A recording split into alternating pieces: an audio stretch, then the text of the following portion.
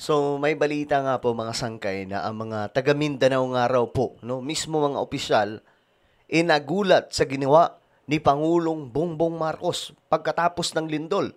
Alam naman po natin na yung lugar na ito, mga sangkay, o riyon, ay mga DDS halos.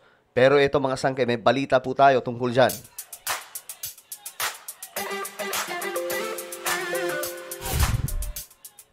Yo, what's up guys? This is me. I'm back for another vlog today. Kamusta po kayo mga kababayan? At ito, pag-usapan po natin ngayon itong pagresponde ni PBBM doon po sa Mindanao. Kaya ba mga sangkay, hinamon pa siya nun ng mga DDS vloggers sa tila baga ang gusto po nila mangyari, gawing pampolitika ang nangyaring pananalasa ng o paggalaw ng kalupaan doon. Mga sangkay, ginagamit po nila sa politics. At ewan ko ba, bakit ganun sila? Tila baga mas gusto pa nilang maghirap yung mga tao doon kaysa tulungan ni PBBM. Ngayon mga sangkay, eto, syempre, natural o karamihan mga sangkay sa nangyayari sa ating bansa every time na meron pong calamities, disaster, nagkukulang yung ginagawa ng government. Pero ngayon mga sangkay, laking gulat ng mga opisyal ng Davao. Ito laking gulat nila mga sangkay kasi may ginawa si PBBM na matindi. Anyways, bago tayo magtuloy-tuloy, sa mga hindi pa po dyan nakakapag-subscribe, road to 2 million subscribers na po tayo. Kaya naman, kung hindi ka pa po nakakapag-subscribe, makikita nyo po yung subscribe button sa baba ng video na to. I-click nyo lamang po yung subscribe, i-click ang bell, at i-click nyo po yung all. Sa mga nanonood po sa Facebook, syempre, i-follow nyo po yung ating Facebook page. Okay, mga sangkay. Ito po kasi ang balita ngayon. May nagsalita, mismo mga taga Mindanao ito mga sangkay, nagpasalamat po sila sa ginawa ng presidente natin. Ito, pakinggan po natin. Ito rin po ang nangyari. Naalala nyo doon sa Cebu, kung paano rumisponde ang pamahalaan natin sa gitna po ng afterpok agad ng lindol. Mismo yung si Pam ba yun, yung governor nila doon mga sangkay na bago ngayon, nagpasalamat. Mga mayor ng Cebu nagpasalamat kay BBM. Sobrang bilis daw po talaga ng response. At di na din po nakapagtataka dahil si BBM, kahit nung senador pa lang siya, ito din ang ginagawa niya. Naalala niyo yung Yolanda? Si BBM yung nauna po doon. Bago po ang lahat. Sumunod po ata nun si PRRD na pumunta doon mga sangkay. Ngayon, eto, pakinggan po natin. Taga Mindanao to ng lindol. Palaging umaasa tayo ng tulong sa ating mga kapitbahay at sa ating mga kaibigan. Lalong-lalo na nanggagaling sa Office of the President. So, again, nagpapasalamat ang Mindanao Development Authority representing the different LGUs of Region 11 and dahil sa mabilis na pag-aksyon ng ating Presidente. Ayan. Mabilis na pag-aksyon ng ating Presidente.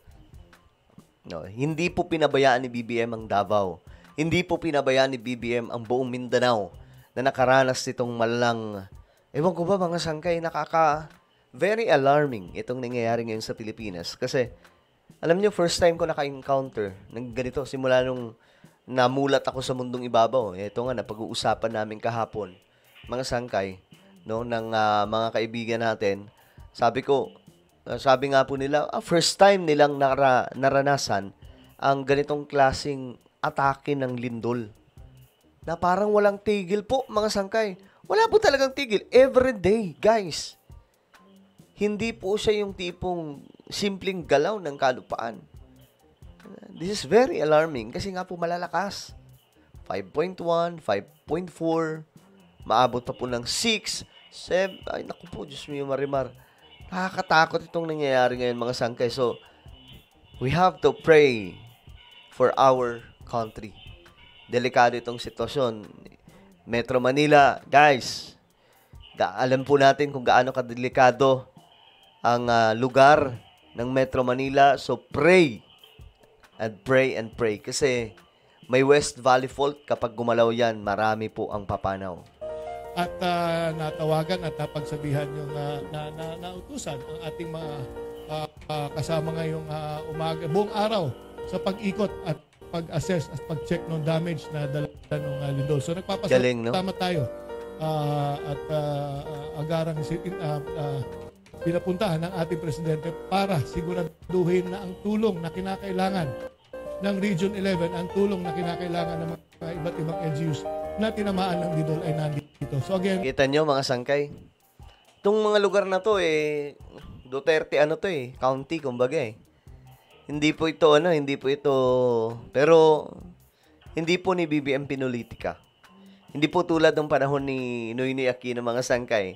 You have to sabi ang term doon, sabi ni Marroas, you have to remember the president, sabi niya, ang presidente ay Aquino at kayo ay Romualdez. Di ba mga sangkay? Sa gitna po ng kalamidad, sa gitna ng disaster, after po nun, pagsasabihin ka ng gobyerno mo ng gano'n, di ba, nakakalungkot. But, mayroon po tayong gobyerno ngayon, mga sangkay, na maliban po sa nangangalampag sa mga kurap, tinitingnan din po ang kalagayan ng ating mga kababayan. on behalf of the Mindanao Development Authority, thank you, Secretary Rex of the DSWD. Thank you, Secretary Sani of DepEd. And of course, thank you. Maraming salamat kay Secretary Vince Dizon ng DPWH. Thank you, sirs. Grabe, no? Grabe talaga ang ginagawa. Magaling yung mga tao ni BBM Ngayon, mga sangka, ito, tingnan po natin itong balita tungkol dyan. Ito. Pangunahin ng pangailangan. Ito, tingnan po natin. Nagbigay ng karagdagang tulong para sa mga residente ng Davao Oriental na apektado ng Doblet earthquake. Alinsunod ito sa direktiba ni Pangulong Ferdinand R. Marcos Jr. sa lahat ng ahensya ng pamahalaan sa probinsya. May report si Divine Paguntalan ng IBC 13.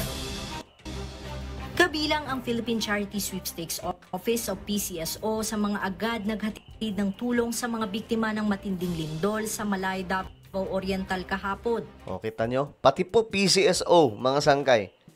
Actually, itong PCSO, ngayon lang din talaga ako nakakita ng PCSO na grabe yung action. Dati mga sangkay, wala naman po tayo nababalitaan na ang PCSO ay ganito ang ginagawa. May siguro may mga ibang mga sila. Ginagawa mga sangkay na kumbaga hindi nasa sa publiko. Pero ito ngayon, ibang klase, namimigay ng mga yung para mga ambulance, 'di ba? Yung PTVs ng mga sasakyan para po sa mga barangay clinic or mga hospitals at nagpapadala po ng maraming tulong sa mga probinsya, mga sangkay. Alinsunod ito sa kautusan ni Pangulong Ferdinand R. Marcos Jr. na ang lahat ng ahensya ng pamahalaan ay magbigay ng agarang suporta sa mga apektadong residente. Sa ilalim ng direktiba... Ito yung mga sangkay yung ginagawa nila ngayon. Namimigay po ng mga ganyang klase sa sasakyan. PCSO General Manager Mel Robles, nakipag-ugnayan ng ahensya sa mga lokal na opisyal at authorized agent corporations para sa mabilis na distribusyon ng ayuda sa pakikipagtulungan ng Authorized Agent Corporation mula sa Eastern Samar. Nagpaabot ng tulong ang PCSO sa mga pamilyang nawala ng tirahan at kabuhayan. Kabilang sa mga ipinamamahagi ang evacuation kits na naglalaman ng mosquito net, banig, kumot, unan, tsinelas, tuwalya, flashlight at sakbag. Nakahanda na rin ang libu-libong charity ba ng ahensya na dadalhin sa Davao Oriental. Bukod sa PCSO, sabay-sabay na kumikilos ang iba't ibang sangay ng pamahalaan para maghatid ng tulong sa mga biktima ng kalamidad. Kabilang na riyan ang Department of Social Welfare and Development. Ayon kay DSWD Secretary Rex Gatchalian, sapat ang supply ng family food packs at iba pang tulong mula sa kanilang ahensya. Aniya, sa kabila ng mga sunod-sunod na kalamidad, marami pa rin silang supply ng food packs. Katunayan, walang patidang isinasagawang operasyon ng kanilang regional offices upang matiyak na walang Pilipino ang magugutom sa gitna ng sunod-sunod na lindol at bagyo.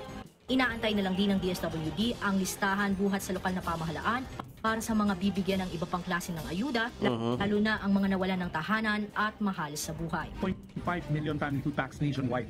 So kahit na may responde tayo sa Cebu, may responde tayo sa Masbate, Romblon, Mindoro, kayang-kaya ng mga regional offices natin po. And as we speak, nagre-repack pa rin tayo ngayon.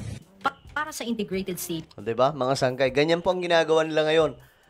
Tulong-tulong po talaga lahat po ng ahensya ng ating gobyerno. Ayan, sila Mel Robles ng PCSO, yung DPWH, sekretary natin na napakasipag, napakatapang si Secretary Vince Dizon.